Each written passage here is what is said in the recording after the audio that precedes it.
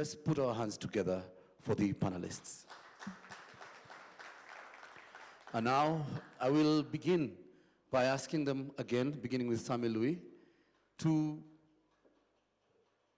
again share with us a little bit of their experience in the world of journalism and in relation to sports. Sammy.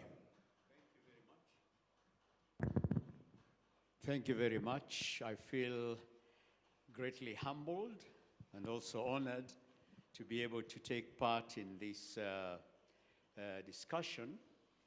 And I would like to take you back slightly some years to the time when I personally got involved in covering sports and in broadcasting as a whole.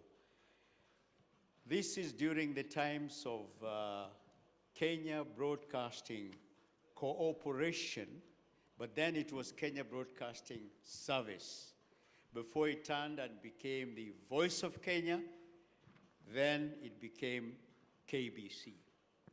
When I joined at a time when predominantly the service was under the Muzungus, the colonials.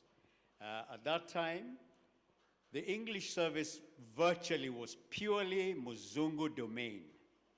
And there were a handful of us Africans in that particular area. People like Hassan Mazoa, Salim Mohammed, John Inzoberi John, quite a few of us. And on the television side, there was only one African, Matthew Kipoin. And Matthew Kipoin was really a technician, so he was not involved in the actual production side. So the few of us that were on the English side were actually considered or regarded as privileged. And even the services that we used to get were for the Muzungus. Whereas I could order my records from the library, I would be able to get them within half an hour.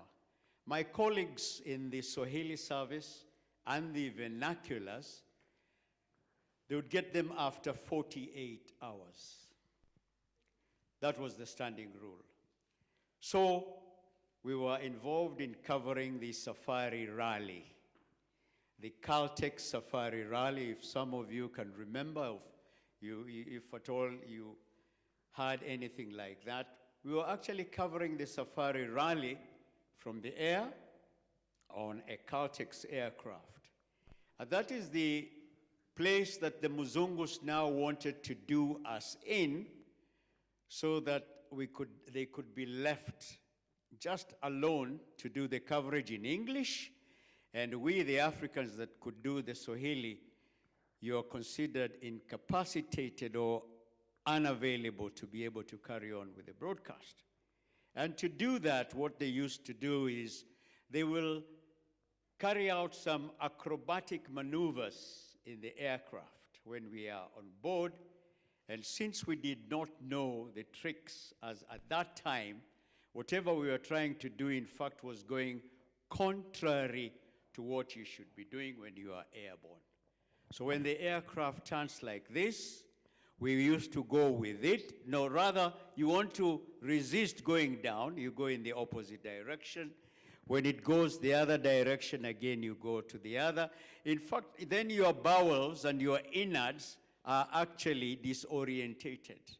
And when they are disorientated, you become sick. So it took us a little bit of a time before we discovered. And they were doing this deliberately. When you consider that the pilot is a Muzungu, and the other people that we are with covering for the English service were Muzungus. I happened to be their boss, but even in spite of that, they made sure that I was not able to do it. But then after some time, we came to learn the trick. The thing is, you don't go against. When the aircraft goes this way, you just swing with it. If it's the other way, and then they would ask and shout, "Hi, Sammy, are you okay there?" they were very surprised when I said, yes, I am okay, and thumbs up, so that you hand over to me. So those were some of the challenges. And of course, when here in Nairobi, the headquarters was at City Hall, and you find that there are some areas that even I, as the person in charge, could not get to, whereas they were able to get to, and we are using the same identification card, until I made a lot of kelele, and matters were put right. So those are the challenges. Those days, we were more or less championing or fighting for the rights of the journalists to do your right, because when it was handed over to them, when reportedly we are not able to do it, they will just go on, hapa nakuja gari, nakuja pumbi mingi kabisa, pumbi mingi kabisa, you know, things like that. But eventually we were able to master that. And coming now to the present, which is the subject I think we are going to try and look at it, there is a missing link. I don't think we are doing what we are supposed to do. I was pleasantly surprised when the Chief Administrative Secretary this morning mentioned some of the areas which I thought he was shooting himself on the foot when he said that we get our own athletes going out or coming in with holes of gold, and nobody is there even to receive them or even to recognize them. And I said to myself, God, I have not heard this one before. It's very interesting. For the journalists, I don't know what is wrong. I wouldn't say that perhaps they're also shooting themselves in the foot, but there is something which is missing, which is not right. But we'll delve into that through our own discussions. Thank you. Thank you, Sammy. Larry? Hard clap, please, for Sammy. Really setting the ground for the conversation, taking us back to the dire times when people had to do so much just to get a story out. It's much easier, but somehow, as Sammy has aptly put it, we still are not able, in some instances, to get it out. Well, it's ABC, simple as ABC. But yeah, as you said, we'll get into that. Larry, the floor is yours. Well, thank you. I have a very long history. If I have to talk, I may talk until tomorrow. But briefly, I have been involved in journalism, I think, for the last 50 years. So I started writing sports as a student in high school when I was in Form 3. And one of the reasons why I decided to take that challenge early enough is that in Mombasa, where I was born, we had an old man who used to write sports, football in particular. He didn't really care much about, you know, all the other sports. In Mombasa, there was a lot of sports activities in the 50s and 60s. We had cricket, hockey, boxing was a top, you know, sport, football. But he was interested in football. So one time I encountered him and I told him, why is it that you only write football, and particularly two clubs? In those days, there was a team called Liverpool. Now, later on, it became Mwenge, and another one called Faisal, which does not exist anymore.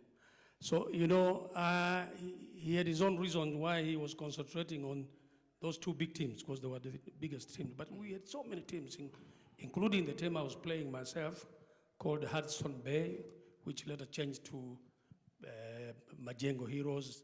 It has changed several names before. So, you know, he told me, do you want to write? I said, yeah, why not? Why not? I can write. I mean, after all, you are writing in Kiswahili, which is almost my language. I can write. So I started. That's how I started.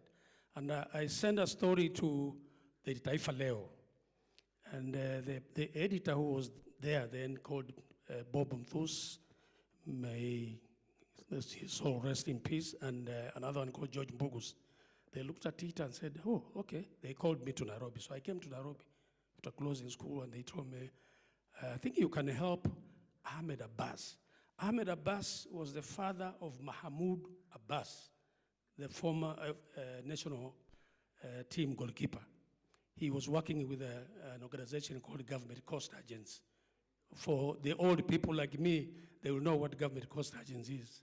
So that's how I started. And I went on writing, but after high school, I went to the US for my further studies. And I continued, getting involved in sports, although I couldn't participate in any sports because my interest was football, which was not very popular in America. Basketball, my height was not good enough. So, but when I finished my college, my attachment was with Voice of America. And in those days, Voice of America had just started the Swahili service. So they said, well, okay. I met a Tanzanian man there, told me, why don't you come over?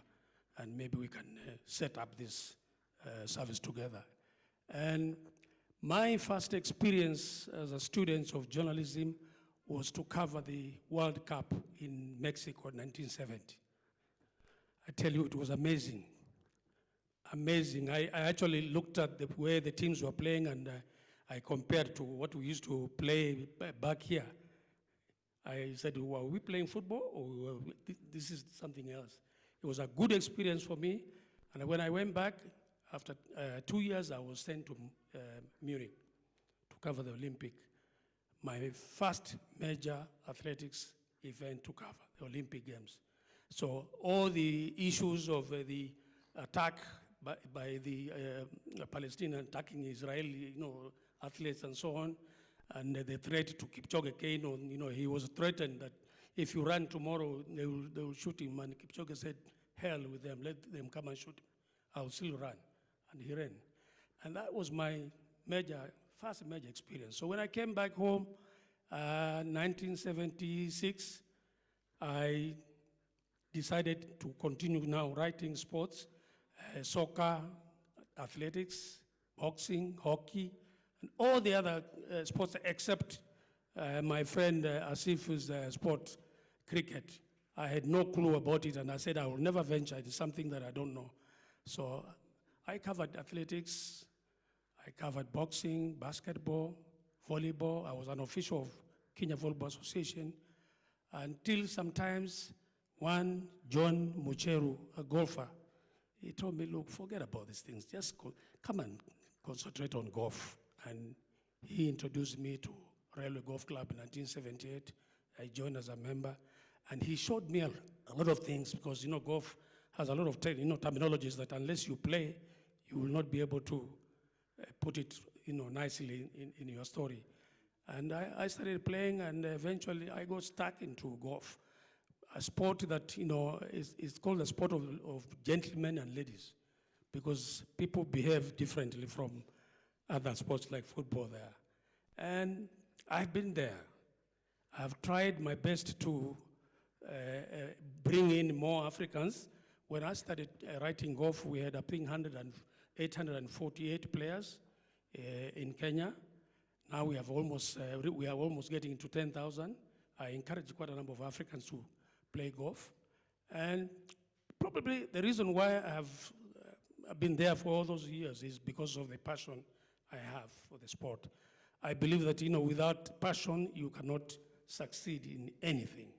You must have passion. You must have your heart into that particular thing you're doing, and you'll succeed. Thank you very much. Thank you, Larry. Another hearty clap, please, for Larry. Before that conversation, some of us, myself included, had no idea that you were involved with football at any point. Yeah, we just know you as the master of golf coverage and that. An interesting experience. We'll be getting back to the question of what are the most remarkable stories in Kenyan sports, as per your experience. Things that you've seen that you believe are stories that could shatter or shake the world if they were transformed into film. The story of 1972, of course, one of the most interesting ones, the Olympic Games in 1972, Munich.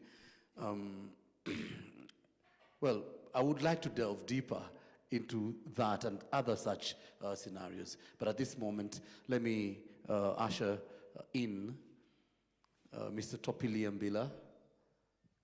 Thank you. Karibu sana. Let's welcome him kindly with a hearty clap. Thank you. Yeah, thank you very much. I think first and foremost, I need to really thank the sports, the KISS, Kenya International Sports Film Festival, because this is our first it's something that has been long overdue. And the fact that it's here now, I hope that Kenya and the world can be able to embrace this phenomena. Because it's something really big, it's something that's being done everywhere, but I think we always wait until it's too late. So a big hand to the ladies and gentlemen behind this. I can't find the words. So when I was told by Chris, whom we happened to meet in the media fraternizing, I said, well, I'll be there. And it's interesting that, I'm sitting here. In fact, I would have loved to be sitting there and listening to these two gentlemen, because they are my seniors, and starting from Sammy. Sammy, those days, it's only much later that he began using his third name. He used to use two names, Sammy Louis. So everybody used to say, where is this guy from? People wonder, is this an Englishman? Is he from South Africa? Is he, nobody knew that actually Sammy Louis was black and was Kenyan. Those of us who are listening to radio, growing up in radio, listening to Sammy Louis. Then I had the privilege of coming up, and when I joined KBC, and I met him, and it was like, God, yeah, these are my icons. So as much as Kamau is enjoying having these veterans that people used to look up to, I also used to look up to these guys. Larry, we met and doubled in the sports coverage, and we are almost like traveled also to other. I didn't know, even today is when I'm learning that actually he was in Mexico. I would have said, wait a minute, I think I should have had a big discussion with him much earlier. Because we are trying to kind of reclaim that history that Kenya has refused to embrace and enjoy. Because the kind of journalism that, especially these two gentlemen have just spoken about, unfortunately, you don't see it today. These are the gentlemen who used to use the typewriters, including myself. We did not have Google to look for who is Douglas Wakihuri. We did not go to Google to look for how long Asif Karim, how many wickets he fell or how many. No. You needed to look for Asif. You had to look for Douglas. And you have to dig through the paperwork. Go to the Nation, go to the Standard, look at the cuttings, and if you are lucky, if the librarian is not very busy and he likes you, he will take his or her time to delve through the paperwork and give you what you wanted to know. We could not get pronunciation, some names, and Sammy will be my, especially like in broadcast. Yeah, beyond, because we used to say Bujon, Valdega, very interesting names. Like the Safari Rally was actually one of also my core principles at KBC. This would be good. For the first time I got a photo, I was photographed with the president. How, I never thought, I'm just standing there and with my mic and the president is coming to flag off, and this time the cops are not pushing me away. I said, wait a minute, this is powerful. So the next time I'm seeing, the next morning, a big picture spread on the Nation, every Nation Standard, the main papers, Kenya Times. I was on the front cover, and people say, how? You're on the front cover? I said, yeah, but are you writing for the Nation? I said, no, I don't. I'm not writing for the Nation. Come on. Don't you see I've got a mic? So Safari Rally gave me, those days it used to be called the East African Safari Rally. And when you talk about East African Safari Rally, it gives me a lot of memories because I knew it long before, like when I was about 6 years old. My route where I lived, this rally that was the common route of the East African Safari Rally. So we would hear, as it comes from Uganda, from Malaba border, we would hear the sound of the cars. And they used to have very unique horns. So we are out there, we run to the road and wait. Whether it's at night, we don't care. We would be there. But what is, of course, we shall delve into other topics anymore, but I've been on for me, I think how I got into even broadcast, sports is what brought me into broadcasting.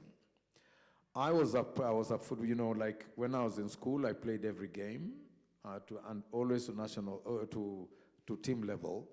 Any game I tried my hand at or my leg at, I got to the main team, right from primary school. So football, I was like, in high school, I was torn between what do I play? Basketball? Do I do volleyball? Do I do lawn tennis, table tennis, badminton, and football? And finally I said, I think let me just settle for football. So I played football, and those days, there was only one TV, which was KBC. And what influenced my interest in sports, and which was later to actually influence my entry into broadcast, was Football Made in Germany. Because that was the title, program in sports. And I used to watch it, and interestingly, the name of the broadcaster, the commentator, it's not that I picked up, Topi was a name coined from my family name. And my Christian name, which I relegated to middle, is Charles. The broadcaster, the commentator of Football Made in Germany was called Toby Charles. Then I was like, okay. So sometimes people used to think, maybe like I picked up, and you see, because of our accents, our tribal accents, people thought maybe it was Toby, but because of my Bukusu tribal accent, I couldn't pronounce the B, it's already the P. So it's Topi. Or it's the other way around, Toby. But, so when I came to KBC, interestingly, it's a secret that I've shared with very few, and you guys here have got the privilege. I came to KBC as a supplies officer. Wow. One day, I won't tell the whole story because it's too long. One day during my checking on, the studio, my boss wanted some specifications of a certain light bulb, which was going off in the green studios. I bumped into Rosemary Musumba and Catherine Kasavuli, and they wanted a male voice, but there was nobody, and they were going on a date, and it was about like 12. And those dates, there were no Ubers. You had to go, they had to run, they get a taxi, or had to cross the town to go to wherever they were going. So when I came here, I said, hey, do you work here? I said, well, I work here. Where? In the stores. Stores? So just come here. Can you read for us this little thing? I said, yeah, paragraphs. Yeah, I said, I can. Okay, go in there. So when I read, I saw them first of all in the queue, jumping up. Then I thought, I made a mistake or something. So I stopped. They said, no, that's the way we want it. Go, just speak. The rest is history. They are the people who said, Rosemary Musumba and Catherine Kasavudi are the people who said, you need to do a voice test. You can actually read news. Then in my training, my first training, I meet Sammy Louis. He comes in and he's the one who's saying, okay, who is listening in. He wasn't training, I was just listening in to see how the recruits were doing. And later on, of course, and then I got into, then I was also, my boss used to send me to the directorate for, to sit in the VOK magazine. And I met the director, the head of news, head of TV, and these guys became friends. Then again, I began playing football for Sauti FC. And I was scoring, and those days, obviously, Harry Amol made sure that, when we score, your name is on, and I became very popular. Everyone said, oh, are you the guy who is scoring for Sauti? I said, oh, yeah. Okay. Then is when I met Hamani Gambi. And I told him, your guys are not doing a very good job at broadcasting the football. I mean, they talk about something that's not there. Don't they watch football made in Germany? And he said, well, you say like you have experience. I said, no, I think I can do a better job. So, oh, okay. The next time we go out, I think we should call you in. And the next thing, Nyamboki comes to VOK. There was never a sports desk at Voice of Kenya. Voice of Kenya used to have just enthusiasts. Like Sammy would say, yeah, that story is good. He would come and tell the editor to include a certain story. So it comes and he goes to read it. Then we had somebody called Harry Amol, interested some people who used to do some radio sports club. So they are the people who would like, if they pick up a good story, then it's the editor now who would decide what story goes on sports. But there was no sports desk. But Nyamboki, coming from the presidential press to be the director of broadcasting, he decided to form the first sports division in 1985. And there I am, then Hamani Gambi asked, say, hey, you said you would like to do some football commentary. I say, yeah, anytime. Say, okay, fine, we are forming the sports division. Would you like to join us? Say, I have no problem. So that's how I moved from supplies into broadcasting. The rest is history, we'll talk later. So, yeah. But I'm very grateful that we're here, and I think this is something I would like us to delve on the issue of those days as journalists, and because the journalism that was there in those days is not the journalism that we have today. When I used to read Larry Ngala's column on golf, and I look at Asif Karim, the cricket, the kind of professionalism there is not what we are seeing today. Of course, I know with KBC, the first story had to be the president. Mheshimiwa Mtukufu Rais Daniel Toroitich Arap Moi, and then the rest follows. Mtukufu, it had to be the first story.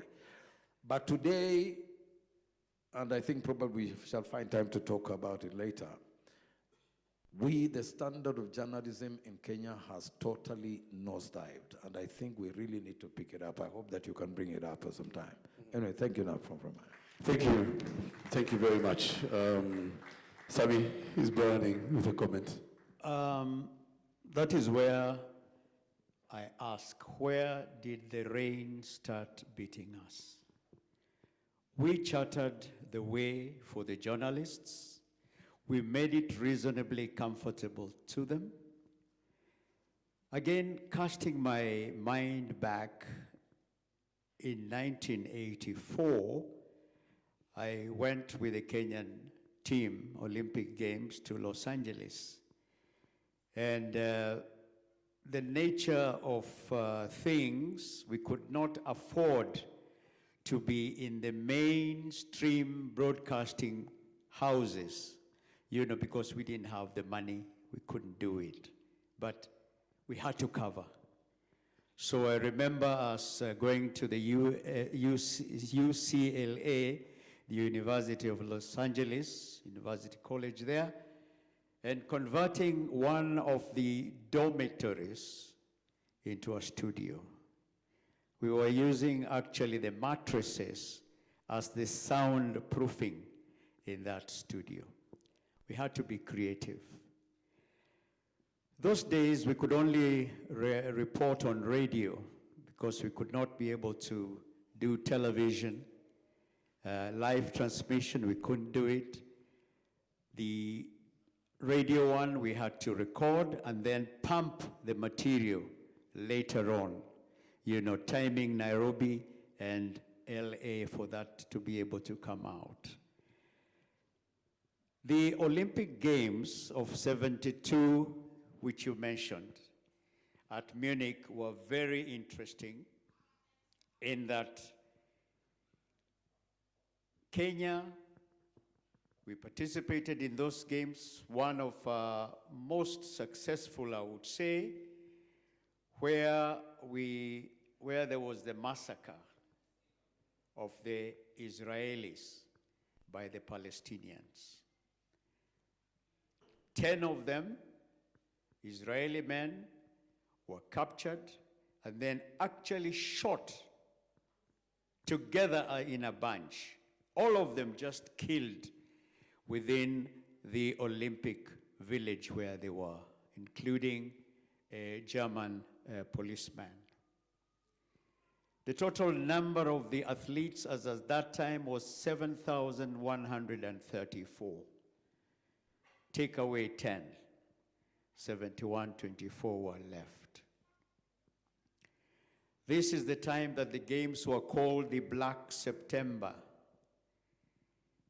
And the largest games as at that time, with 195 events from 121 national Olympic committees. These are figures and facts that we were able to be able to send back to our country, and also recognize the winners and the people that did very well. This is the time when John Akibua of Uganda won in the 400 meters hurdles. Mike Boyd of Kenya got a bronze in the 800 meters. And the person you have talked about, Kip Keino, that is when now he really came into the limelight when he got gold in the 300 meters steeplechase men. And Ben Jipcho got a silver with Julius Sang in the 400 meters men. Julius Sang getting a bronze. In the marathon, we had Ethiopia taking the lead in Mamo Wolde. He got a bronze, and then Yiftar, 10,000 meters men. In the 4x400 meters relay, that is our home and that is our game. We all got Kenya gold with a team of Robert Ouko, and then Britain got a silver, and France got a bronze. In the men's 3,000 meters steeplechase, I said, is Kip Keino who came in, and in the 4x400, Julius Sang, Charles Asati, Robert Ouko, and Muyuro Nyamau. Ezekiel.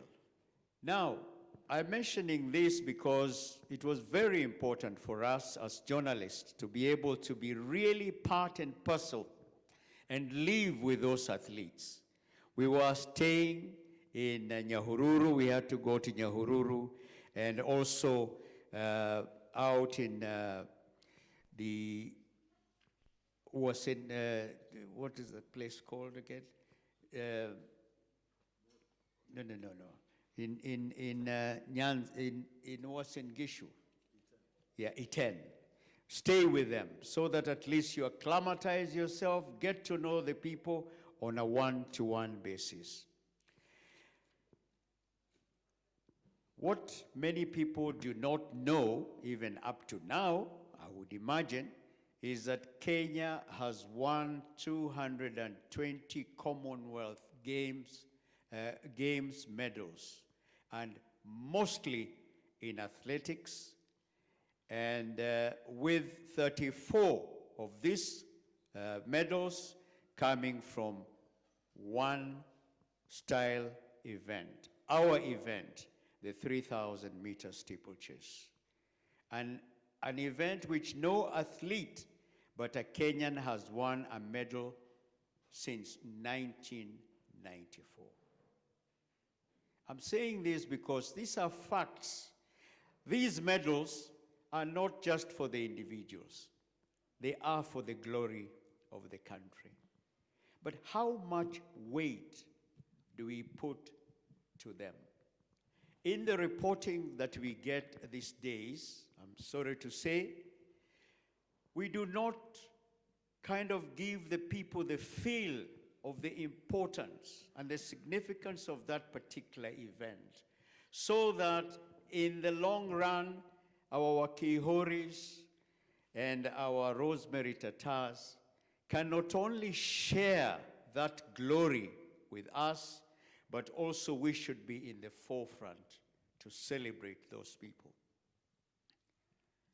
There is a confusion which is going on, and I hope maybe in the not so long run is going to be sorted out.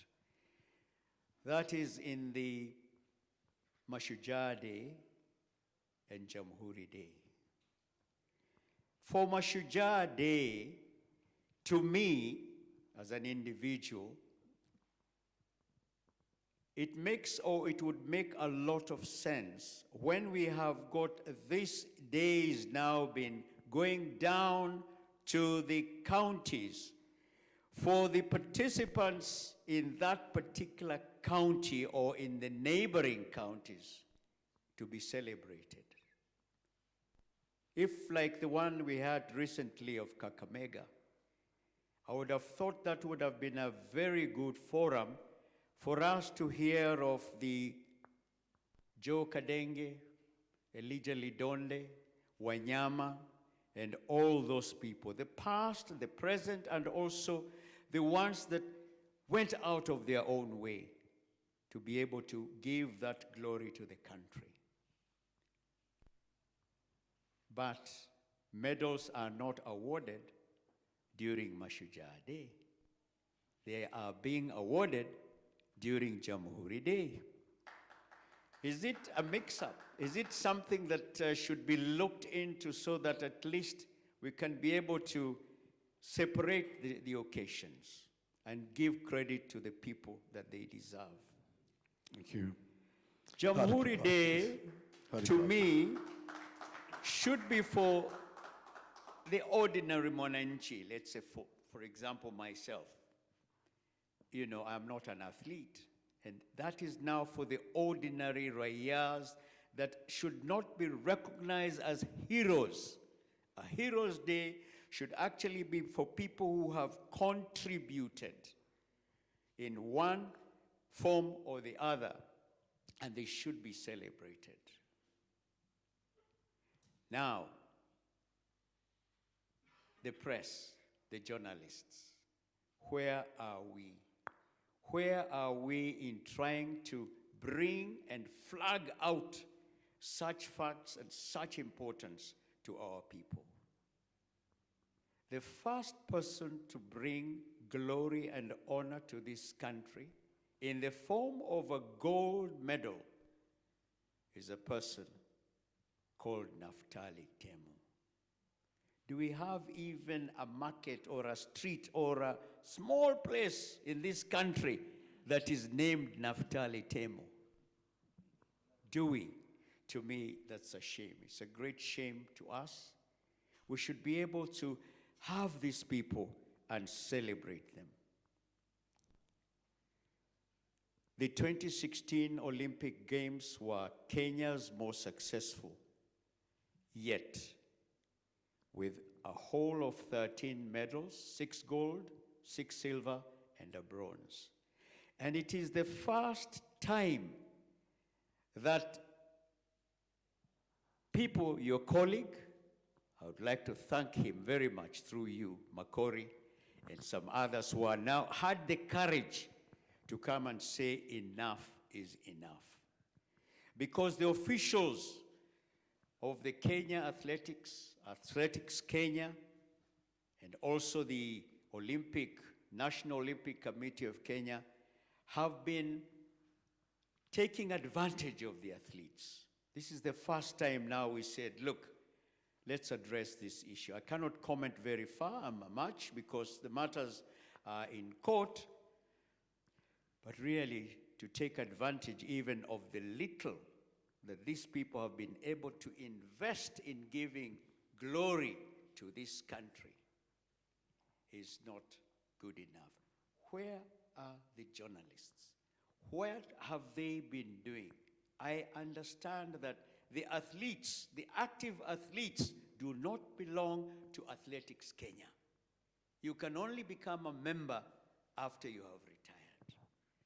That is like closing the gate after the horse has been stolen. Is it fine? Is it fair? We'll continue on another vein. Wow. A hearty clap. Again, here comes to bear the fact that I am seated in a very serious panel with elite journalists, where Sammy is taking us. I can only admire, and it's a challenge to us, those who still have a role practicing within the world of journalism. I just wanted, just before we engaged you, or you took us through what you feel is a letdown by the sports fraternity or the sports journalism fraternity to the Republic in terms of highlighting issues. I was just listening to the introductory stories, and I know you were too. And I happen to have dabbled in both worlds, the world of drama and film and production, and the world of sports. Now, if I'm wrong, Chris, you can tell me that film and drama is about telling stories, and good stories. Now, again, I cross the border to the people doing all these productions. We have clamored for 40% of local content, and we are still clamoring. We're not yet there. But at the same time, what content are we putting out? The bulk of the series, the drama series, all that. What content are we putting out? In a world or in a country that has such rich stories. So that the challenge is not only to the sports journalist. The sports journalist can put the story on the paper or highlight it, bring it out in the media.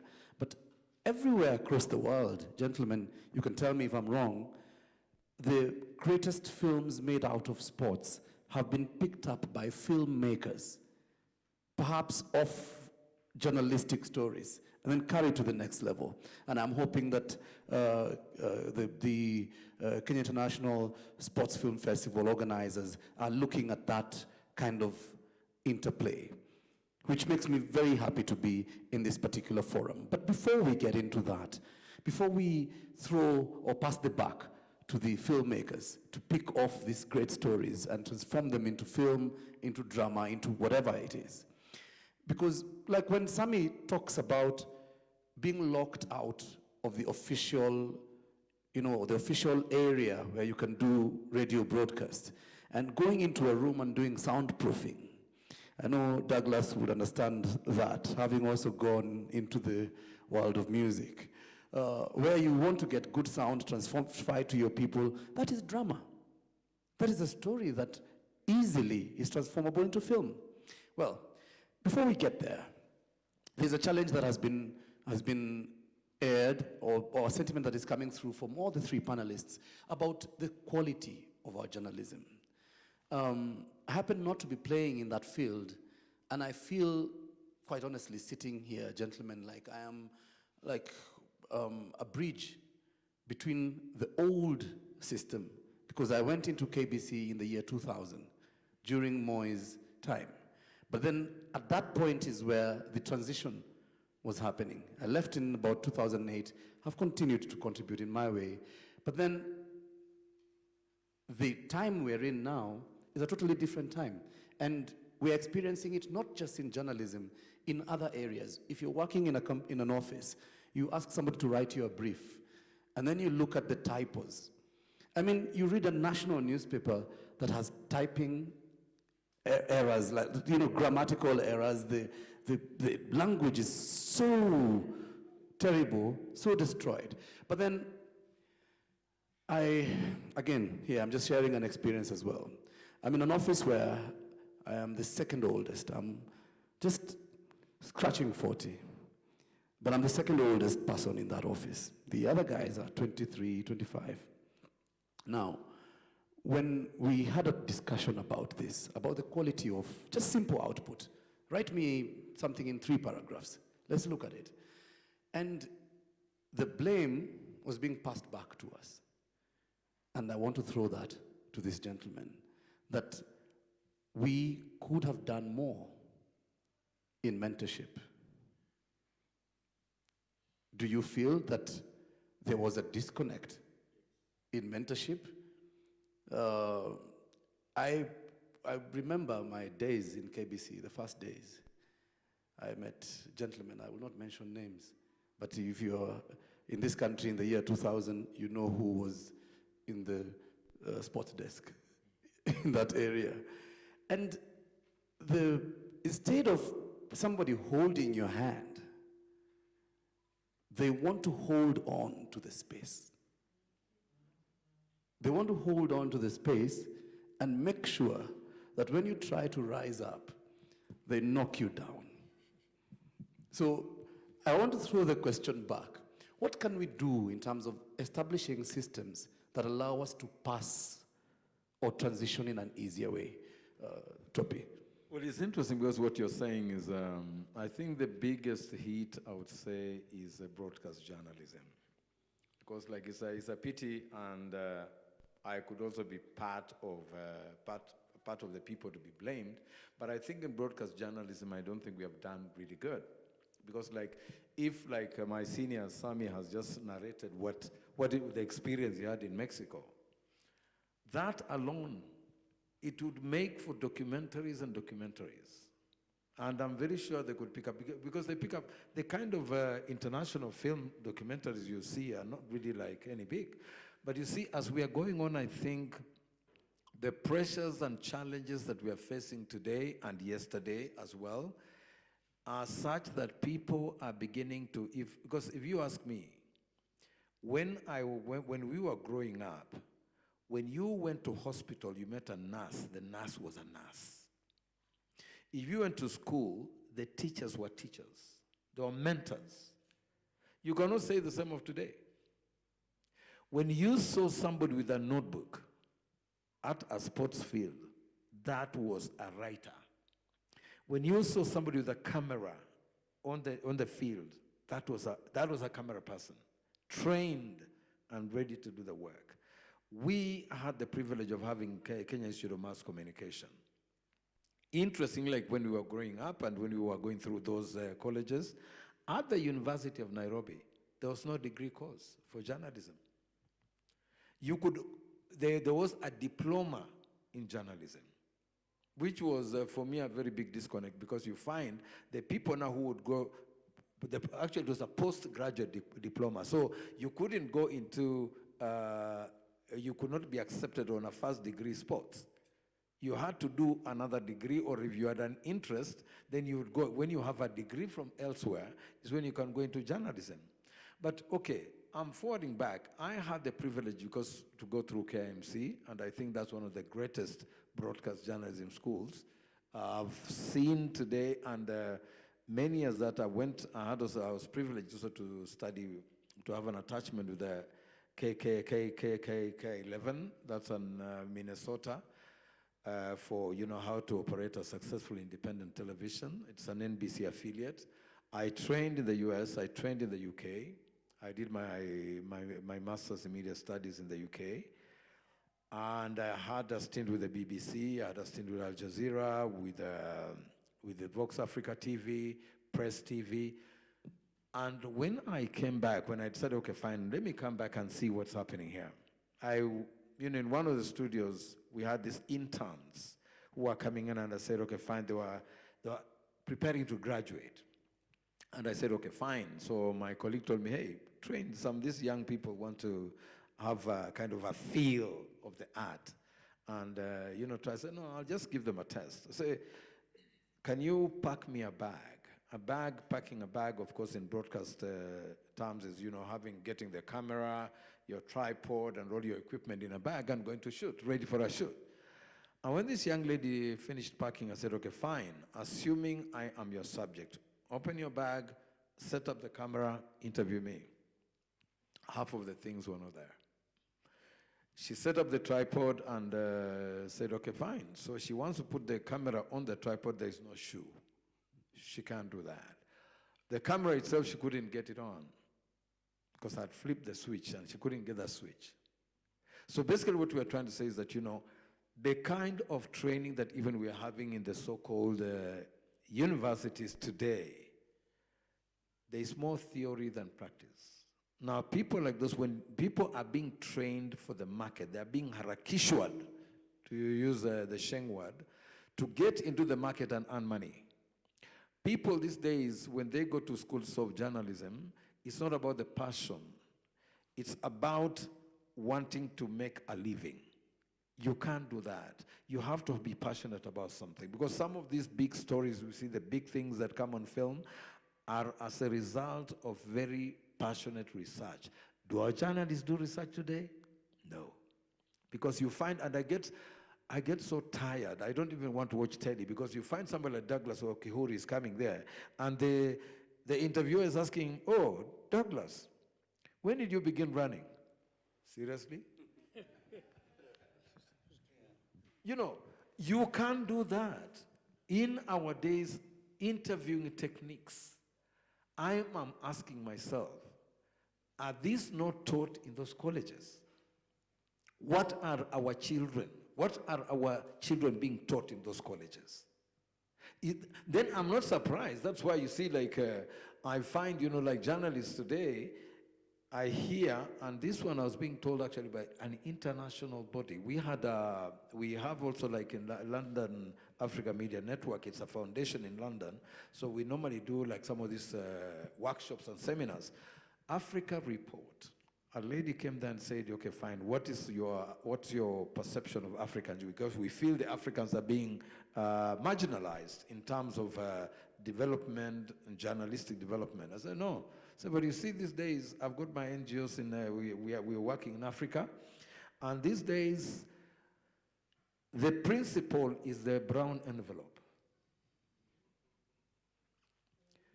You go to, they say like for organizations, when we are going, for instance, to do a donation or somewhere, the journalists already have got actually their representative who comes to you to collect the brown envelopes. And understandably, what goes in the headline, when we were reading in our days of Larry and Sammy, when you had the headline, that was the biggest news of the moment. Today, I understand the headline or the front page story is reflected by the weight of the brown envelope. Yeah. Maybe you generally should.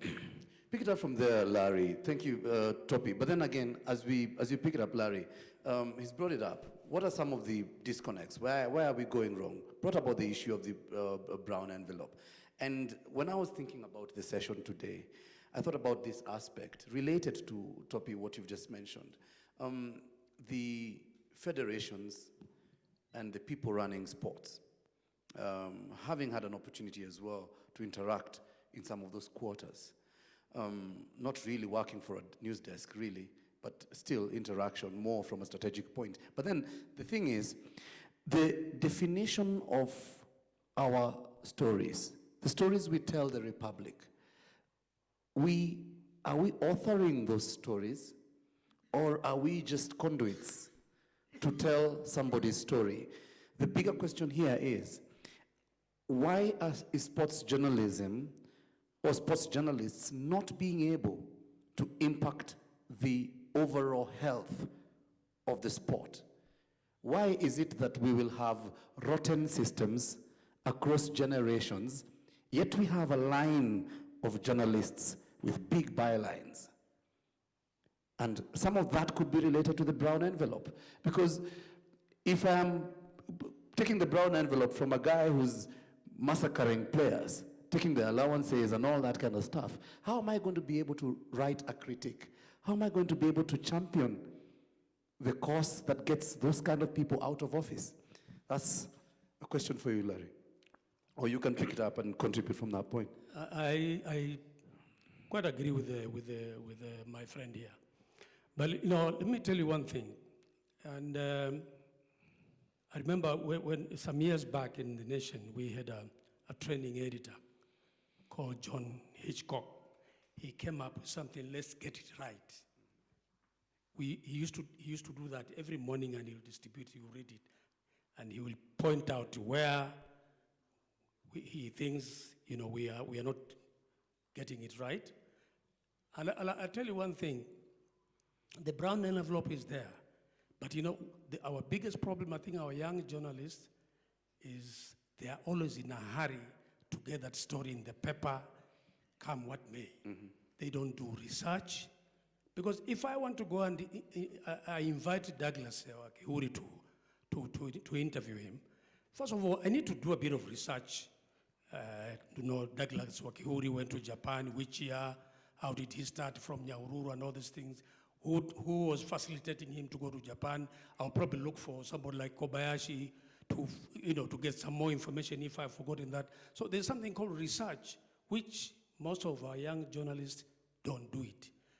Two, they get involved in some things that they have no clue about. And that's why I said earlier, I've written quite a number of sports and so on, except a sport like cricket. I did not want to venture because I had no clue about it. I enjoyed watching cricket. I enjoyed watching Asif playing. That was when cricket was cricket. Today, I don't know what went wrong. But I tell you one thing, my first experience to go and cover hockey, my sports editor then, a man called Norman Da Costa, now he lives in Canada, who took over from Peter Moll. Norman Da Costa told me, the guy who normally cover hockey is unwell. Can you go and cover hockey? And I told Norman, seriously? I have no idea the players who are playing. I know the teams because I've seen them in the papers and so on. But seriously, you cannot go and cover something that you have no background information about. And that's my training in journalism. Pick something that you understand, do a bit of research before you come up with a story. In The Nation, for instance, if you come with a story, the editor will ask you, okay, what happened if it's an issue of two people arguing? You must get the facts from both sides. Topi said it, all this, whatever it is and so on. You must get the comment from the other person who Topi is alleging having done whatever it is, and get your facts right. So that when you do your story tomorrow morning, nobody will say, no, I did not say that. In The Nation, every day we deny or we apologize for some stories having been, even names. A name of a minister written wrongly or given different ministries and so on, because people don't do research. Our young journalists are after money. They just want to make money. And earlier on when we were outside there, I was telling my brother here that if you want to make money in journalism, then you are in the wrong place. Because in my 50 years experience, I have yet to see a journalist who has died a rich man. We all died as poor people. Because, journalism is a calling. You either have the passion or you don't. And if you don't have the passion, then you are in the wrong place. You are certainly in the wrong place. You will not last long. Because eventually the truth will catch up with you. So one, our young journalists need to research for stories, before you come and present your story either in broadcasting or in print. Do proper research, get facts.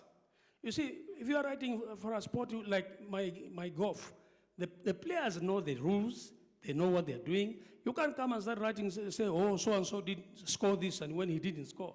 You look so stupid, you look so ridiculous, because you look like you don't know what you're doing. And that's one of the reasons why I decided to specialize, and this is one thing that is lacking today. Young people don't want to specialize, they want to write everything. They are, jack of all trades. They want to cover every sport, news. I tried news also, I tried parliament, I tried courts, but that was not my interest. I said, no, let me go back to where my interests are, and that is sports. So, we need to, one, nurture these young fellows properly, guide them, show them this is how you do a story that can capture the attention of everybody the following day by getting all your facts. When we had the team coming from the Olympic in Rio, I told Makori something is amiss in this thing. we must go deep and find out what went wrong. Because you see, sometimes Kenyans celebrate the medals, Kenya's done well and so on, but they don't know how these medal winners, what they have gone through to produce those medals. They don't know. So it is up to us to be able to go deep, find out.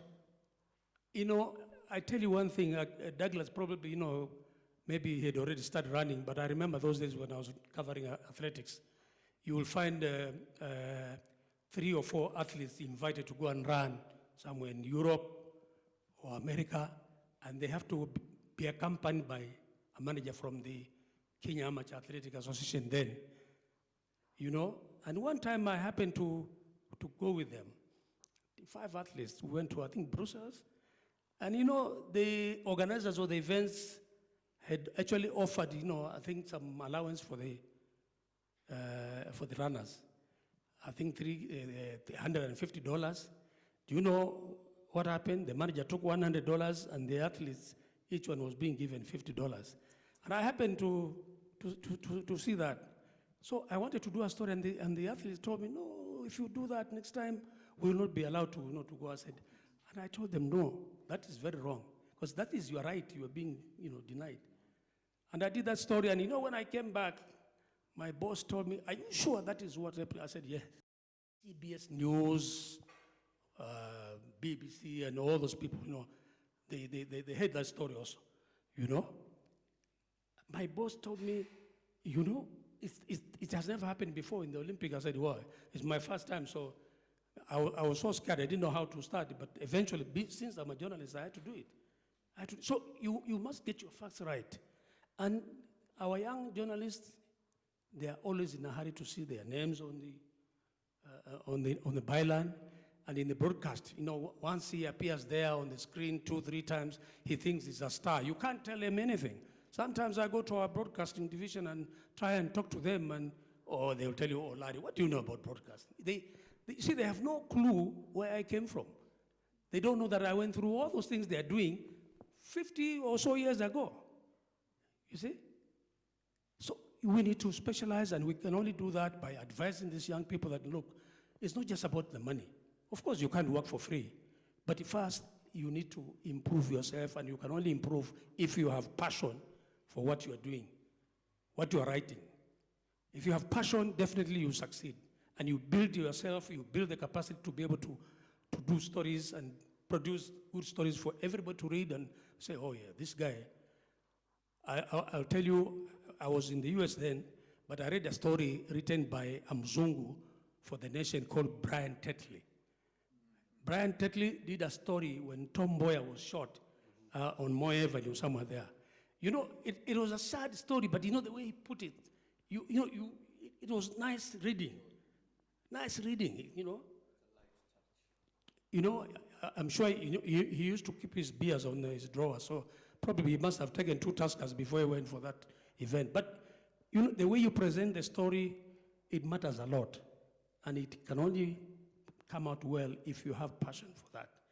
Here we are jumping on things that we have no idea about, So, Kariuki, we can only improve by, one, looking at the job you are doing and your name and the name of your company is at stake, whatever you write, and plus your improvement as a personal, because you need to, look at yourself. What am I going to be in the next 5 years?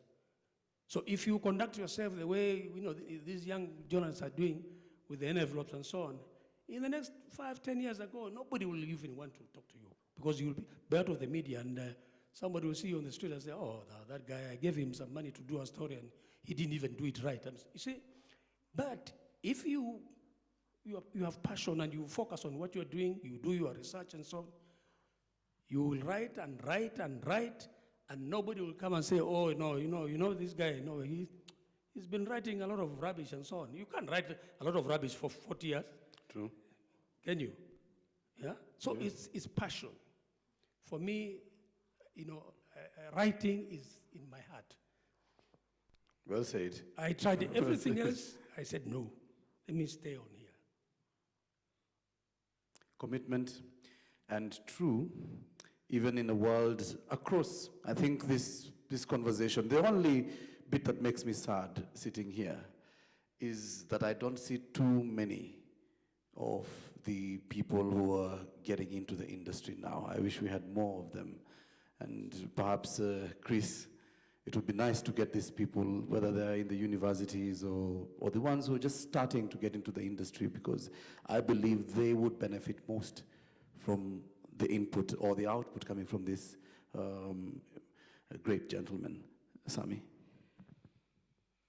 I would like to tell you people that we are in this panel discussion, that actually we are very honored to be sitting with one of us who is actually a doyen and a hero in his own right, and that is Larry Ngala. There's nobody, I would say that with a lot of authority on the African continent, who writes and who can be able to claim that authority in the game of golf like Larry has done. And it is because of the passion and the commitment that he has given to this. I would also want to raise a question and ask even the audience out here. Mtu husema jina langu ni ama majina yangu ni? Which is the correct form? My name is or my names are? Just ponder about that. Because I'm asking that because amongst the sports reporters, the journalists that we have, especially after somebody has been running or you are asking the people who are watching that particular event, hebu niambie majina yako ni nani? You know, when you say that, the person now is put in a cul-de-sac. He cannot be able to wiggle out. I'll say, majina yangu ni. All right? So one wonders, what are the production houses doing? Do they have editors? Do they have producers who can be able to make such corrections, especially in an event that is being covered live and a lot of people are watching? We remember the very unfortunate incident of the aircraft that lost its way and ended up in the Aberdares. You remember that recently. And I was watching a live broadcast in a very harrowing situation. It went on for days. We did not know what has happened to this aircraft and the people. And the person who was actually the anchor in the studio was talking of Kinango. Ndege iliyopotea sehemu za Kinango. You know, very authoritatively. And not once, not twice, over the 3 days, he was still saying Kinango. Surely, is there nobody from that station watching who can be able to tell the person it is not Kinango, it is Kinangop? Because that is where the plane had its crash. Again, you hear of ladies, with all due apologies to the ladies, when you have maybe cancer of the breast, and then you have got to have a replacement, somebody saying, Titi la bandia. Surely, it's not a titi of bandia. Bandia is what? Is theft, fake. It's not titi la bandia, ni titi la kubandika. Now, this one goes on and it goes on. So what I'm saying is, I think the rain started beating us when even the broadcast houses themselves do not have people to listen to monitor, to be able to point out to these people of ours. Also, giving the experience that they have. Like we were treated during the World Cup games. I mean, for hours before we get onto the live transmission and so on, they were talking about a lot of things that really did not make any sense to me. You know, very trivial things here and there. If only they could have had people like Wanyama or people of that kind of stature and bring us the kind of trials and tribulations they were able to go to, how they have been able to sacrifice, how they have been able to get to where we would want to get to. You know, something that is visionary. When you listen to the broadcast of football here, and in fact, most of us, I think, stopped listening because they're trying to tell you everything is like you're with them at that particular time. Very little things like na mpira umekuwa mwingi na umetoka sasa sijui nini, you know, and so on. Compare that with what they do in the BBC. You do not listen, you do not hear somebody saying Lyambila now has headed it with the shoulders and the ball this and the other. You know, those kind of trivial commentaries. They give you an assessment of what has gone on. What is it that maybe Liverpool has done and it has cost them that last goal? All right? We get all our energies engaged for that particular moment. We do not look back, neither do we look forward. I think to me that is the main crux of what it is that we are doing. And as journalists, especially for the young people who now dominate the newsrooms and the studios, they need direction. They need to be nurtured. They need to be developed so that they can be able not just to waste their time, you know, Googling here and there and in WhatsApping and Facebooking and all that type of thing. I think that is where really we should be looking at.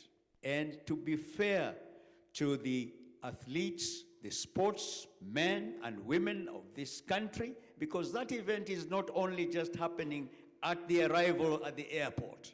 No, these people have been working for that particular event long time before in Iten, Nyahururu and wherever it is, and the country is also looking forward to them to be there in the next Olympics in Japan. Thank you. Thank you, Sammy. I'm being signaled, unfortunately, that it's time for us to look or to start winding up. The lessons here, if you ask me, are far-reaching and could be pivotal in changing the game. I will throw the challenge to KISFF to, among the other things they're doing to create the sports film industry here, to look at opportunities for mentorship, opportunities to sit and, because self-improvement, if you ask me, is not an event. It is a part of life, it's a process of life that we go through throughout our existence. It would be nice to sit, Sammy Louis sitting with the guys who are currently on the beat in the studio. It would be great for that to happen and continuously, and that could be part of maybe the intervention by KISFF. Well, in winding up, there's three things that I felt we may need to look at, for example. The first one is the question of how do we then also catalog our stories? Because there are spaces, for example, within your article, the space that you have on the newspaper, Larry, you might not have all the space to catalog the ongoings behind the scenes the events and the turmoil that makes the stories. You may not have had the opportunity to explain to Kenyans that this radio broadcast that you're receiving, the circumstances in which it's been prepared are very trying, very testing.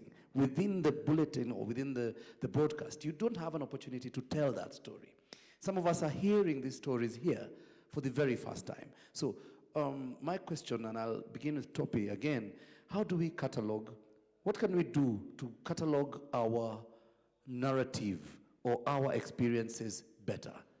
And how can we work collaboratively to develop that?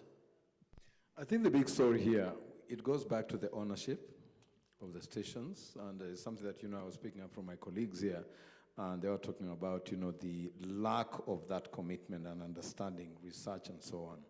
You see, when you're talking about color, I remember, when we used to cover football, there used to be 3 reporters. One reporter is covering the game. The other reporter is on color, what is happening in the stands. Yes. And the other one probably would be okay, find the results. So that's the kind of color. And also in a situation whereby in broadcast, away, we know that the news bulletin probably can be about maximum 1 minute, 1.5 minutes. You can't cover a whole 90 games in 1.5 minutes. Yeah. But as a broadcaster or as a station, it's the responsibility of that station to create programs which can now expand on the game. People who will go and ask, okay, fine, yeah, Karim scored a try. Karim, well, maybe his first wicket today. But who is Karim? You can't talk that about, he saw so many and then so he's so on. So no, there's no time for that. But you have a side program which now bigs up on the event and now will go and even now know probably even what Karim had for breakfast, what Wanyama had for supper, what we used to have, we used to have one player called Wamalwa. Wamalwa, the coach knew him. Before he went to the field, would be given 2 Tuskers, just before the game. Those are things that you cannot put in a news broadcast, but you can do it in a site. So it is the responsibility of and this is why, why I say is the broadcaster responsibility, the station, and also the editors. Who are you picking to do your story? It goes back to that. If somebody is passionate, like Larry is going to golf, he will pick up things probably if I went to that golf field, I would not pick up because he has a passion. He will know what interest it is. So research, you have to have a research department. And you also have to have a good library. You got to have people who are passionate. Because I remember there's one time we covered a game in Kasarani, and what happened is that the gentleman who was doing the mixing. The director in the studio was a good director, very good producer, very well learned, but football was not his passion. And basically what happened is that, I am broadcasting here, commentating live, and Gor Mahia FC Leopards scores. No, Gor Mahia scores, and of course we have a very good crowd. And then the next thing, when FC Leopards equalizes, the camera happened to get a very small crowd of about 10 people. And you see, the next day on the streets, I was confronted by fans who were asking me whether I'm a Luya or a Luo. And I said, why? Say, mbono natuonea. So they, as far as they are concerned, they don't know about the mixers and the studio. Yes. They know the voice they're hearing. Yeah. So that's the kind of also situation that I'm in. So for me to explain that our cameraman did not capture the proper crowd, that's already late. But you see, I had to talk to them and I tell them. But you see, so what we are saying here, it is a team effort. It is not like athletics where it's individual. Douglas will train on his own, or Rosta Tamuya will train on her own, and they will get to the field. In things like football, it's teamwork. You need 11 players. You need 24 players, of course, the reserves and so on. So also in a broadcast situation, apart from Larry who can do his notes and maybe go back, and when you're doing a broadcast and you're live on the field, you are relying on the cameras which you cannot control, and you're talking. But what you need, if at all, there is always going to be a debrief. And that's why, like what you said earlier, that we needed to have like maybe some, students here who would have actually benefited from this gentleman here, that always do a debrief. And the debrief, pre-debrief and after debrief. These ones are very important. When you're going on location, even the driver, when we were going on location, had to be included in the discussion what we are going to do. So that when you're on the field, everybody knows what they are doing and what they're going to do. Even the driver knows, and the driver will know that, hey, this is a critical time. I cannot just go off and begin looking for a cigarette or bananas elsewhere. Somebody might need me here. A tape might get finished, and they will need another tape. So I need to be around. So that understanding is what we lack, and the coordination. But what we know is that, it's not about the broadcaster or the station waiting for students to come in. They must engage with the institutions so that they can tell them, the institutions, what they want, what kind of quality they want. And probably, again, that's where we need, probably there should be a bridging gap, like a media school of finishing, whereby we can be able to have people coming from colleges and they're taken through like a boot camp before they are ready for broadcast. Because like in the olden days, we had the luxury, you would come in and for 3 months, you're just following Larry on what he's doing. Today, you don't have that luxury. The Larry is going to do his job. He's not going to babysit you when he's doing a big match. So you need to be ready to cover that big match. You need to be ready when you get to the station. There's a fire. Your boss can tell you, pick the camera, go and cover that fire. Not look for somebody and go with them. You've got to be ready. So there's got to be that kind of transition. But it's the responsibility of the broadcaster, of the training schools, and also of the listeners and viewers. Feedback is very critical. And we have got to look at this as us, not that, or not him, not her, us. Because at the end of the day, we suffer. Well, Larry, you can pick up on that, but at the same time, there's a question of records, our records.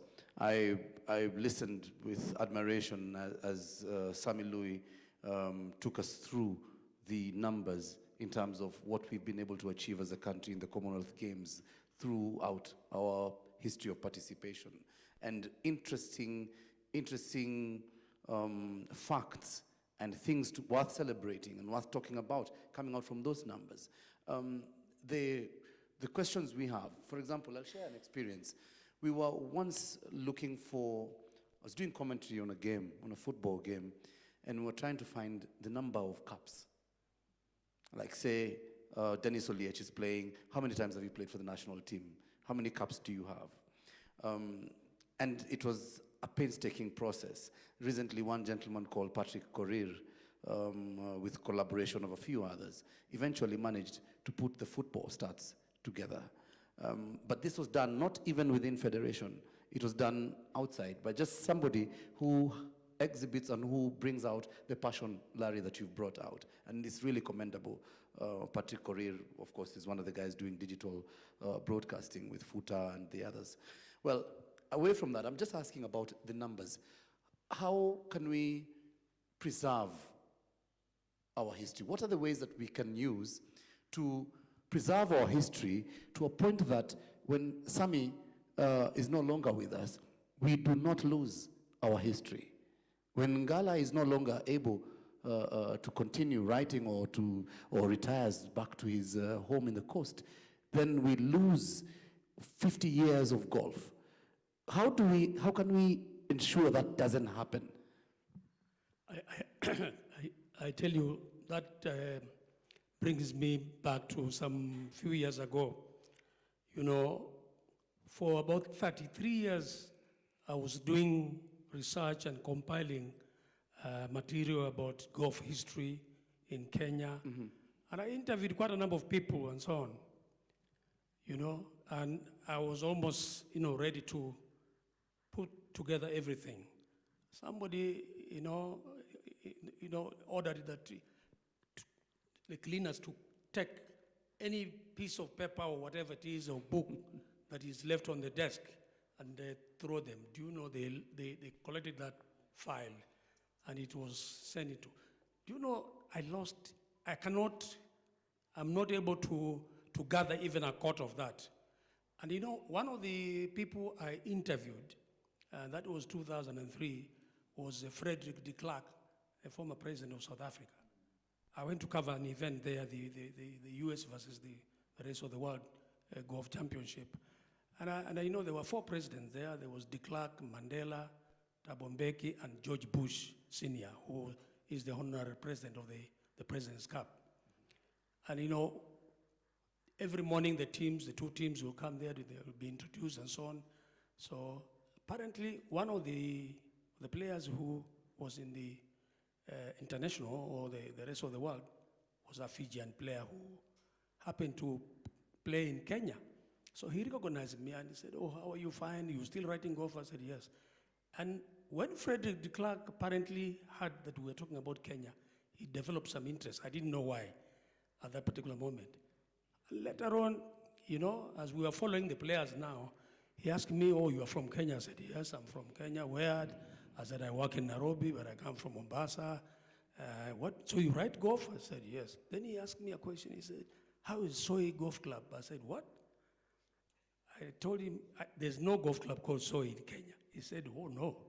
My father worked there for 40 years. I was born there at that golf club in Soy on your way to Kitale." It was a shock for me because here is a Frederick de Klerk, former president of South Africa. I had no idea that the guy actually was born in Kenya. Mm-hmm. And I told him, "I know there's a club there, a small club, but the rest of the place is bush." He told me, "Oh my, they let it go." So I told him, "Can I sit down with you and maybe have a chat?" He said, "By all means." And the place where I was staying in George is so close to his home. It's called a place called Wilderness Park, between George and Neisner, in the small town called Neisner. So he invited me to his house, and I had an hour and a half interviewing him. Can you imagine all that material went to waste? I cried. I literally cried. I told the lady who ordered that cleanup, "I'm going to sue you," because I lost a lot of. You can imagine all the work I had collected for 33 years. It just went. So it is very sad that not only the media. Okay, we have a library, and we used to have files, sports files, rugby files, soccer file, athletic, cricket, and so on. Then, as the digital, technology, came in, they transferred all those things and so on. I can tell you, even today, I have never checked anything through that digital because there's hardly anything there. And I said to myself, this is why I was trying to put together, documents and this is not. It's not only the nation. It's quite a number of other organizations. We don't document and keep records. Now, I was telling Sam here the other day, I was given a responsibility to compile the golf history, to do a book on the history of golf and the history of the Kenya Golf Union, which is 90 years old this year. Do you know, I've been struggling for the last 5 months getting clubs to give me their history. They don't know. They don't know. You are a member of a golf club, you are playing golf there, yet you don't even know when that club started. Yeah? You have no idea when you have no history about that place.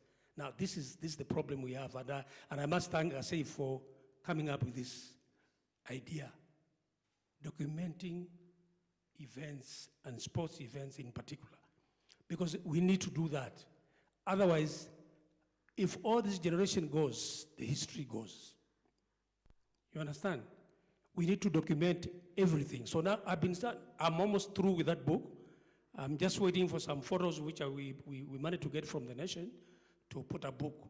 Because the Kenya Golf Union is 90 years old, probably the oldest sporting body in Kenya. And they did not have any. They have some few, so one time I decided, let me let me start this thing off by doing a story. So I wrote a story and I said, anybody in Kenya who has some book or some records of how golf started in Kenya, please avail it to me. It will help me to. Do you know, within one day, a Mzungu from Karen called me and told me, oh, I have a very book, a nice book which you will be very interested. So I went and talked to him, and then I realized he's a former chairman of the union. You know, he was keeping it in his house. So I came back, I told the union, look, I've found a book which I think is going to help us pick some, material.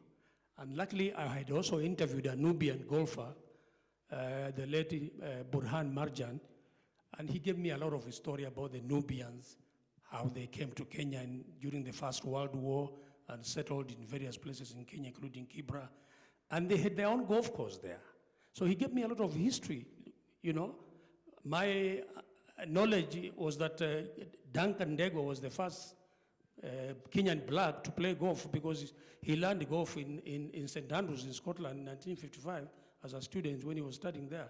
I didn't realize the Nubians were playing golf and they were caddies at the Nairobi Royal in 1936.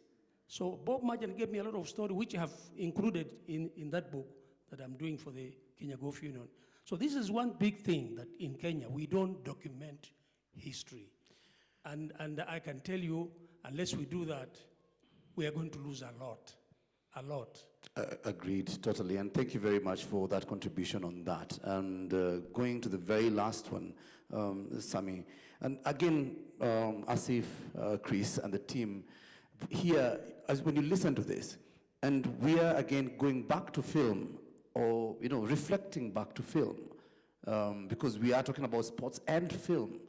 One of the responsibilities and roles of film is also documentation. And I think if you have a note taker or somebody who's taking notes on this session, this very well serves as part of agenda setting for what the KISFF could be doing in the next few years, I think. Finally, Sammy, you have seen it. Of all the people here, you have been here before, so you have been part of the broadcast industry at its very inceptual stages, at least what we can consider African broadcasting. Throughout those years, what do you think were, or who do you think were the gentlemen, name just 2 or 3, that you believe have sent the game or sent Kenyan sport forward, or sports journalism forward, who have helped us make forward strides, because we do not have the benefit of hindsight. For me, what I remember, and still going back to records, just a moment, Sammy, I need to highlight this. The first football tournament that I followed was the 1987 All-Africa Games. And I followed each and every football match. I was 7 years old. And I listened, and I watched Topi. I watched the football listening to Topi Lyambila. And there was no going back. I watched the 88 European Championships. I watched every match of the 1990 World Cup. And why I mentioned this, when I got into broadcast, into KBC, we were in a station called Metro Television, which was set up by KBC. It was a purely entertainment and sports channel. Now, we had a problem because we were not given content. The budget for us to buy programming was not given to us. So we had to be innovative in terms of how we fill in the space, the time. So we created a show called Going for Glory. Going for Glory was about football matches that were played long ago. And we would highlight and play, for example, the 1990 World Cup final, those kind of games. So we went looking for the Mandela Cup final at Kasarani, which I watched on that KBC.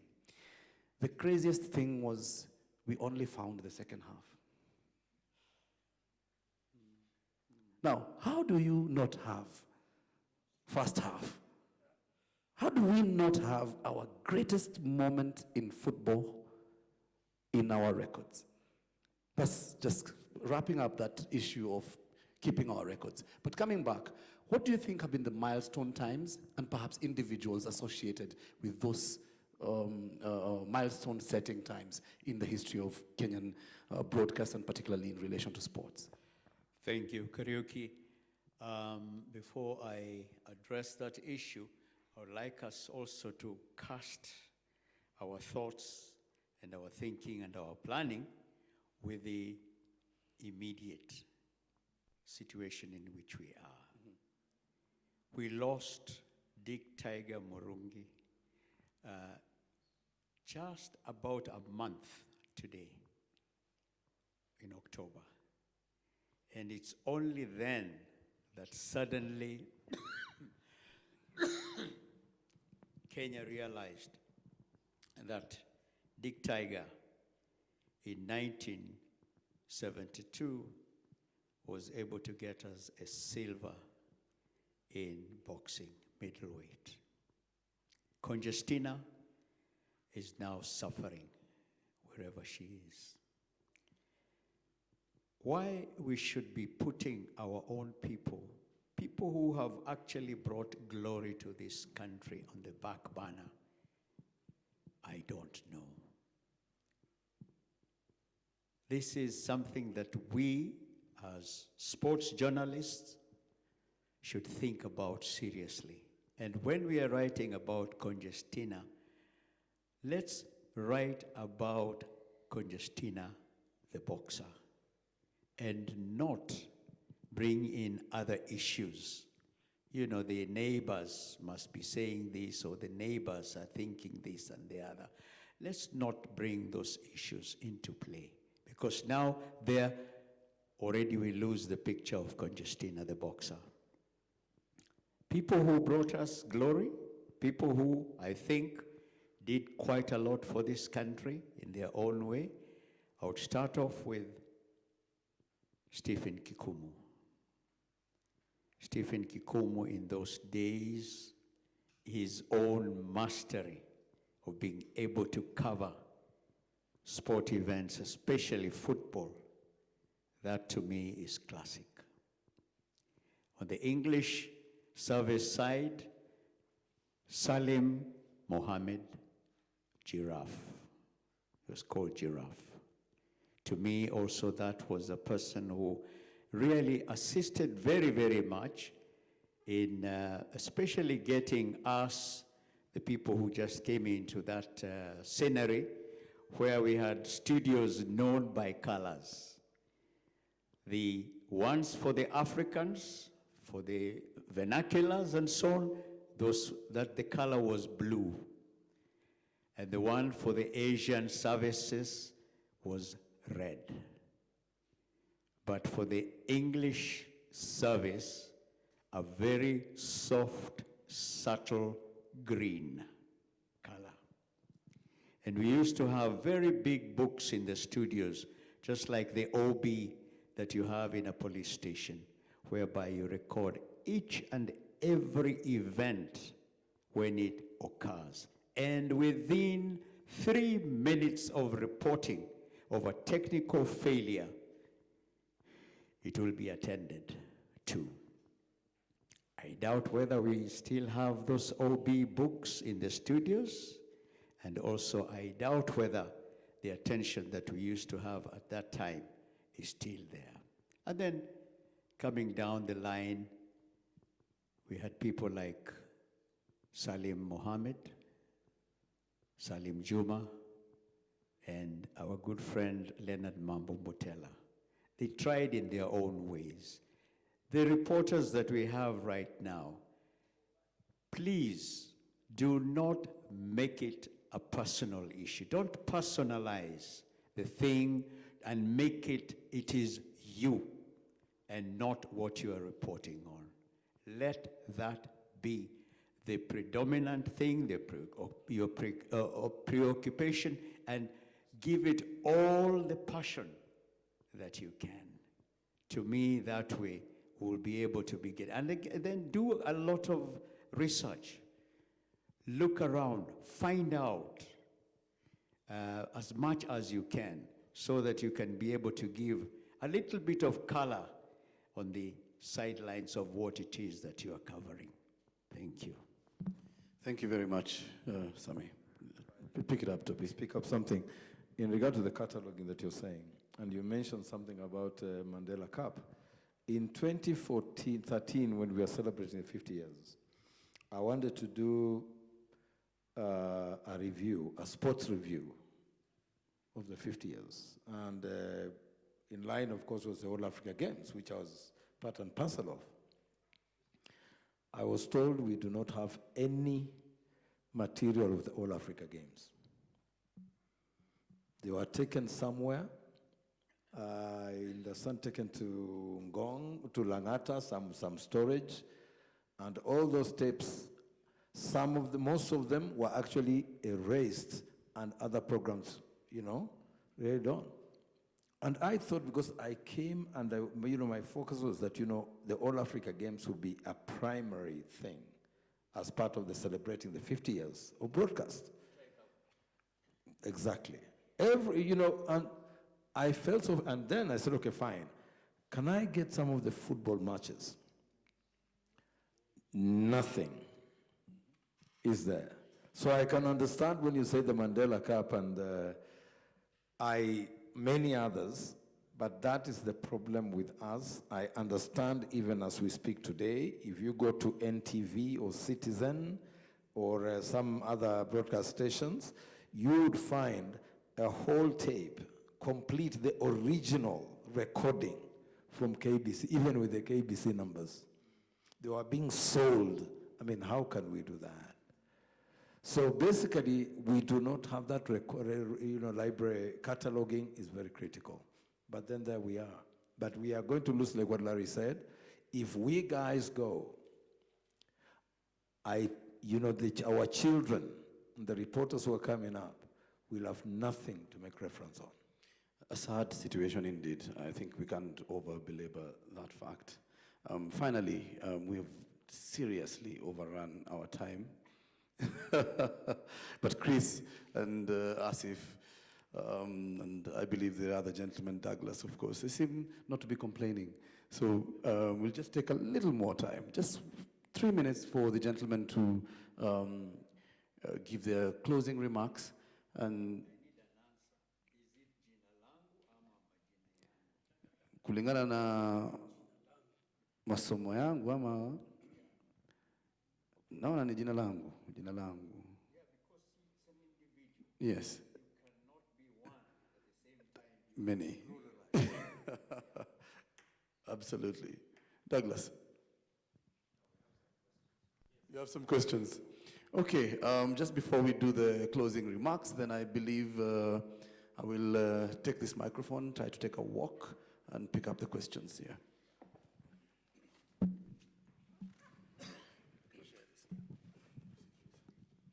Thank you very much.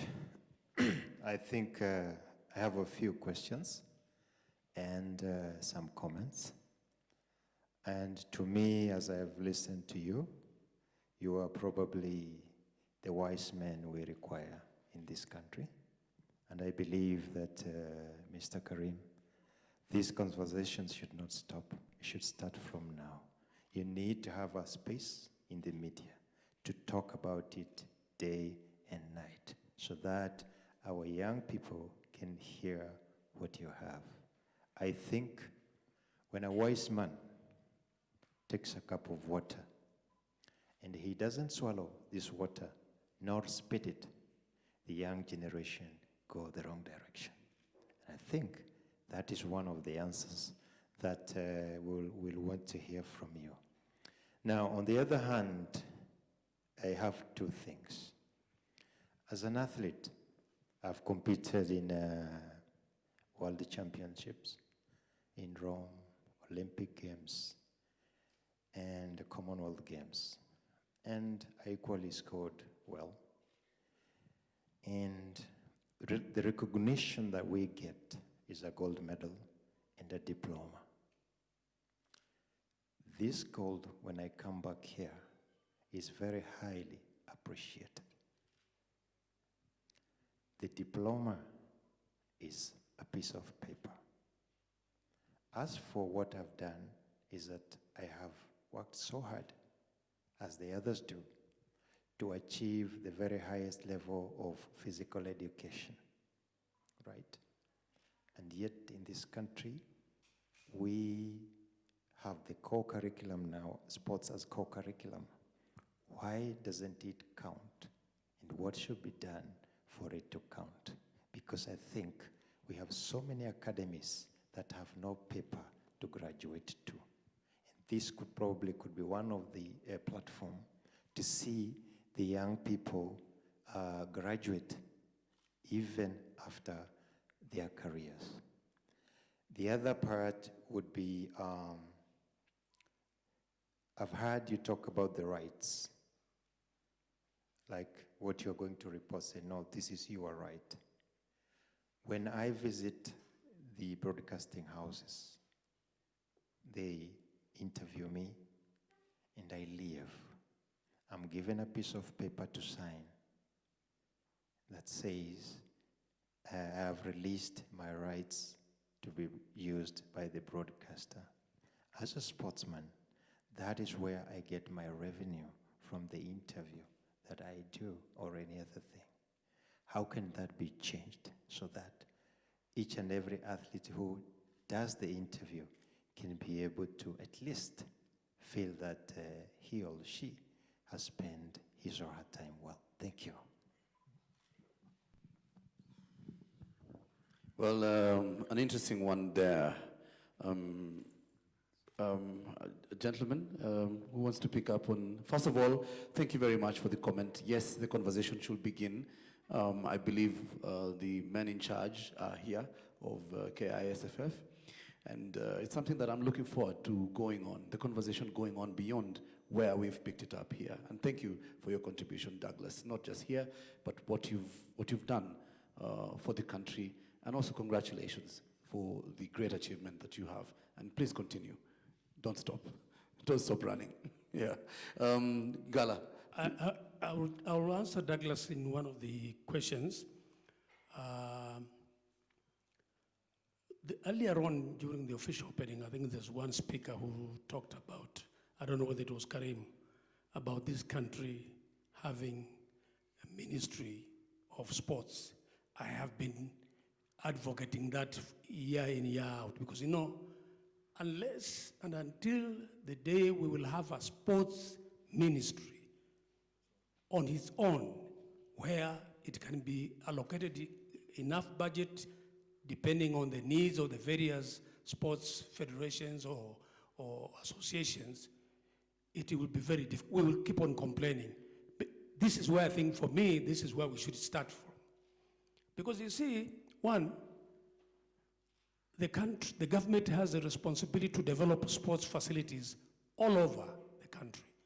This federation probably will look after them, their athletes or whatever it is through marketing processes and all. Because let me tell you, Douglas, in my experience, it's very difficult for the government to finance sports development 100%. It's impossible.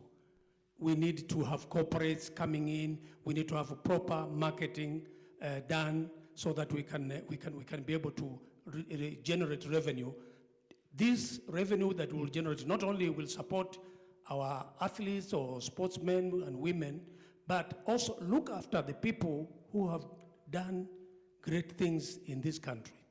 Now, you know, look at the Ministry of Sports today, or the ministry that we call it as sports.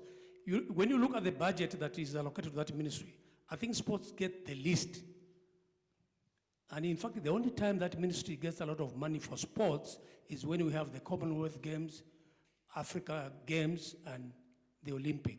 That's when they receive some extra money. So, you know, it's almost impossible that over 50 years of independence that we don't have a minister of sports.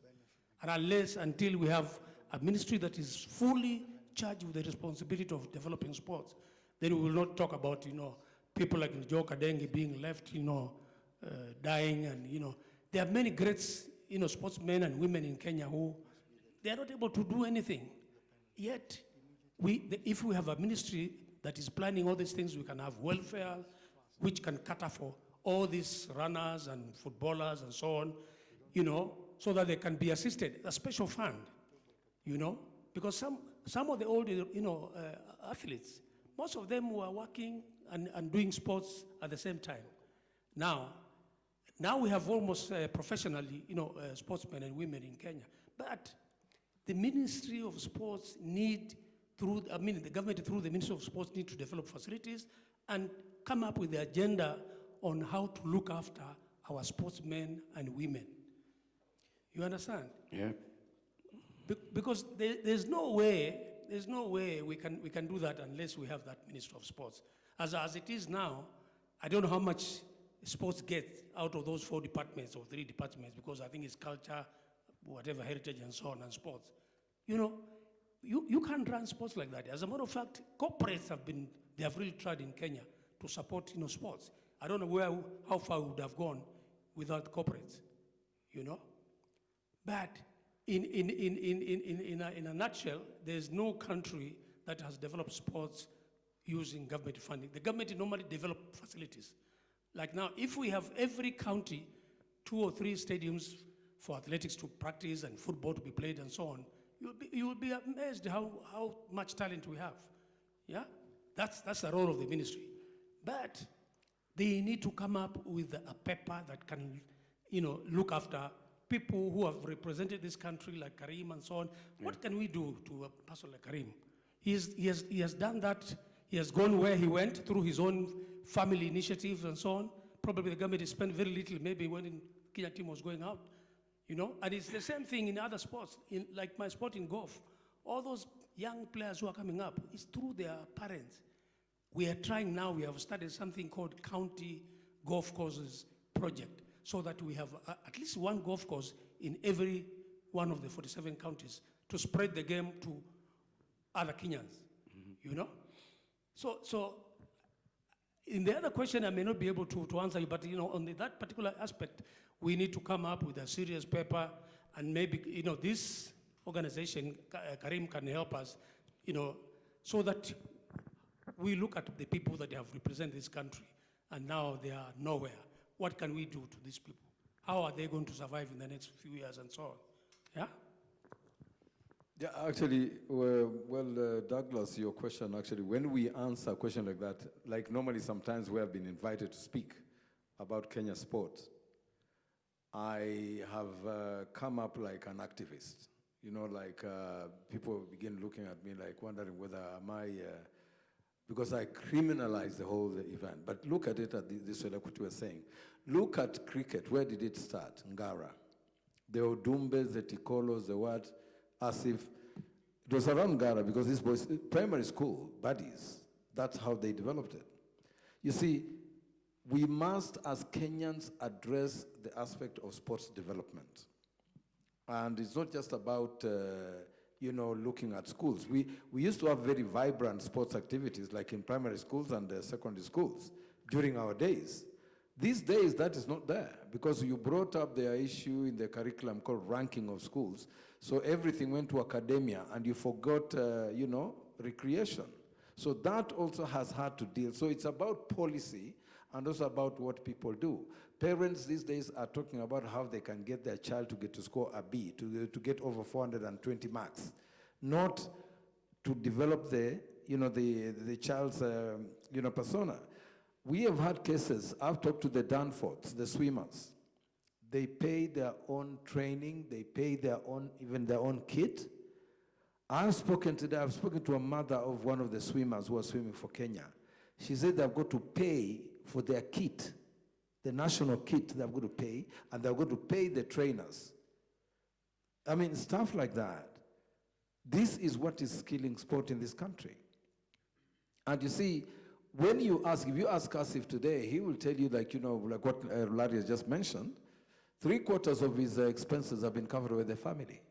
It's not by the association, it's not by the government, because the government does not have that money. But the corporates, there's money in the corporate, but what are they doing to be able to support sport? But also the corporates also want to see what they're getting out of sport before they can give money. So we don't just go to them and say, Safaricom, support volleyball. They want to know what they're getting out of it. So we need to package that. But we also have people who we need to have to be in that position to develop a proper. We had Brand Kenya coming up in 2010. I thought it was a great idea. But what happened? The officials who are put in Brand Kenya have no clue of sports. They have nothing. They did nothing for sport. They don't even understand any sport. Some of them, the nearest they came to sport is when they were in college and passed by the field and they could see people playing. Other than that, and you expect a person like that to define or design a policy to market sports? No. So we need to put the right people, like talking about a ministry. We have been clamoring about Ministry of Sports for, like what Larry says, for years. But up to now, we are seeing being given second, playing second fiddle in the Ministry of Sports. And like in the last, say, political dispensation, the person who was heading the CS in the ministry was a culture person. So for him, sports was secondary. So as long as, and the same thing, even look at the Kenya Film Corporation.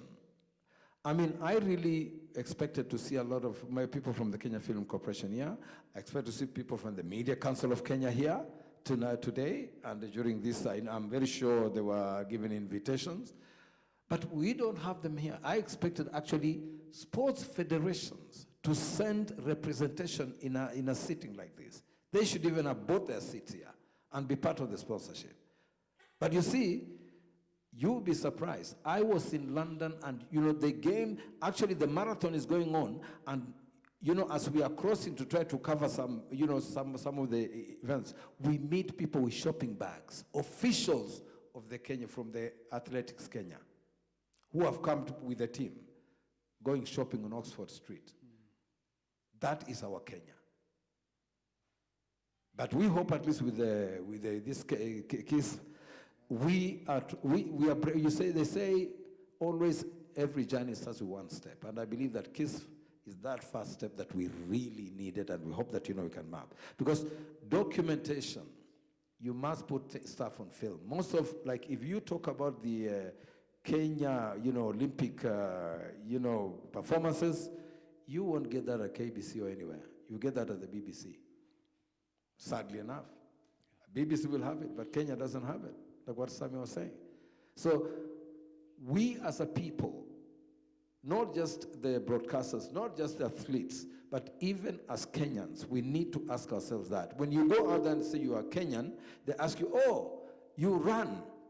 They don't ask you which minister is a minister for what, or which political dispensation, or which political party you follow. No. But where is the money being spent? It's being spent for, in Parliament. Giving trips to parliamentarians, to politicians, not sports people. You're talking about academies. We should be having academies. In 2012, I was training the team to the Olympics on interviewing. What was happening?